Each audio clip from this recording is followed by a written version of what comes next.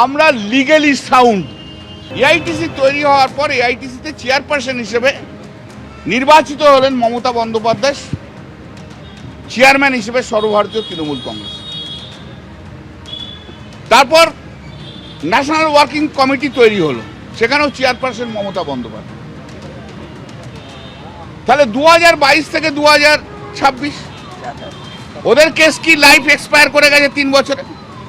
যদি তাই হয়ে থাকে তাহলে তুমি 2026-এ নির্বাচনের টিকিটে তুমি লড়লে সর্বভারতীয় তৃণমূল কংগ্রেসের, আর সিম্বলকে দিল মমতা বন্দ্যোপাধ্যায় চেয়ারপারসন হিসেবে।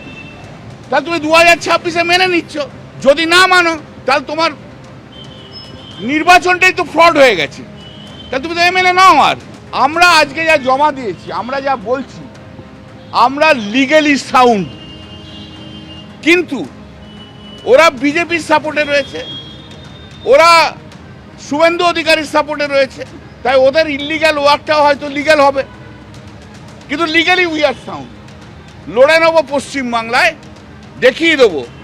আবার বলছি, আদালতে দেখাবো, জনতার আদালতে দেখাবো।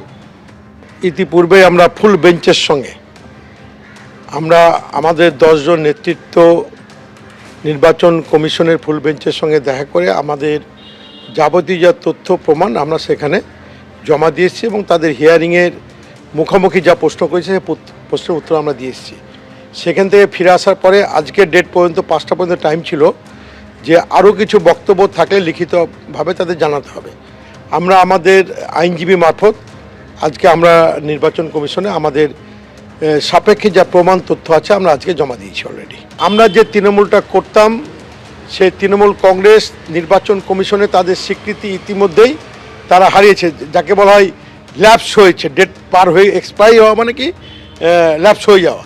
তাদের সেই ডেট যখন এক্সপায়ারি হয়ে গেছে, আমরা দেখলাম এই দলটাকে বাঁচিয়ে রাখতে হবে।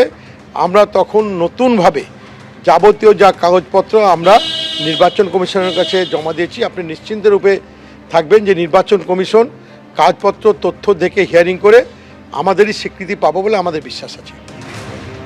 ইতিমধ্যে যাবতীয় যা জানানোর জানিয়ে দিয়েছি। তৃণমূলের প্রতীক তহবিল নিয়ে দাবি করছেন বিরোধী দলনেতা।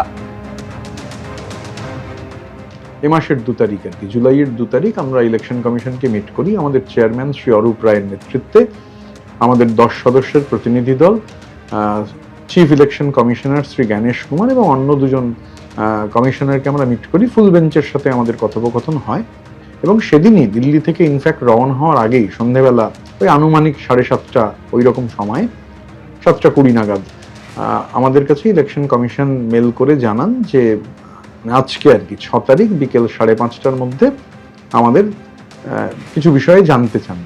তো আমরা ইতিমধ্যেই আমরা ইলেকশন কমিশনকে আমরা আমাদের পক্ষ থেকে আমাদের যা বক্তব্য সেই বক্তব্য আমরা জানিয়ে দিয়েছি, আমরা পাঠিয়ে দিয়েছি সেই বক্তব্য। ফলে আসল তৃণমূলকে এ নিয়ে চূড়ান্ত সিদ্ধান্ত এবার নেবে জাতীয় নির্বাচন কমিশন। দুপক্ষ, একদিকে কালীঘাট তৃণমূল এবং অন্যদিকে ঋতব্রত তৃণমূলের পক্ষে, তারাই আসল তৃণমূল। এই দাবির সপক্ষে নথিপত্র তারা জমা দিয়ে দিয়েছেন।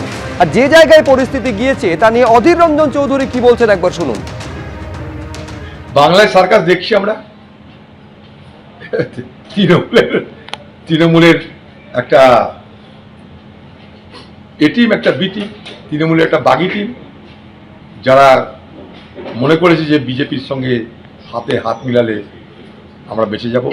সেই বাগি টিম একটা, আর একটা তৃণমূলের এই সময়কার দিদির টিম। দিদি দেখুক নিজের চোখে যে কেমন করে তার প্রাসাদ ভেঙে চুরমার হয়ে যাচ্ছে, কেমন করে তিনি গাদ্দারদের পুষেছেন, কেমন করে তিনি দুধ দিয়ে সাপ পুষেছেন, নিজে নিজে দেখে নিন। সব আপনার কৃতকর্মের ফল। এবিপি আনন্দ, এগিয়ে থাকে, এগিয়ে রাখে।